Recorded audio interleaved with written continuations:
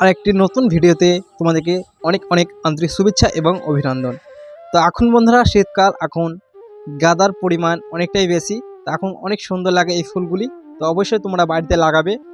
তো দেখো, প্রথমেই আমি একটি প্যাকেট নিয়ে নিয়েছি। এই প্যাকেটের মধ্যে এই চারাটিকে এখন আমি লাগিয়ে নিব। তার জন্য আমি প্যাকেট নিয়ে মাটিকে খুব সুন্দরভাবে আমি প্যাকেটের মধ্যে দিয়ে দিলাম।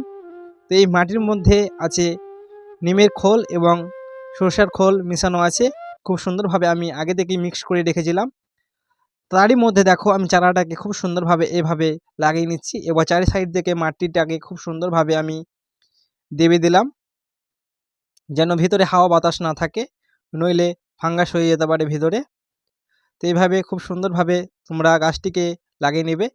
আর দেখো, খুব সুন্দর একটি রক্ত গাঁদার গাছ। তো অনেক সুন্দর এবং বড় বড় এই সাইজের ফুলগুলো।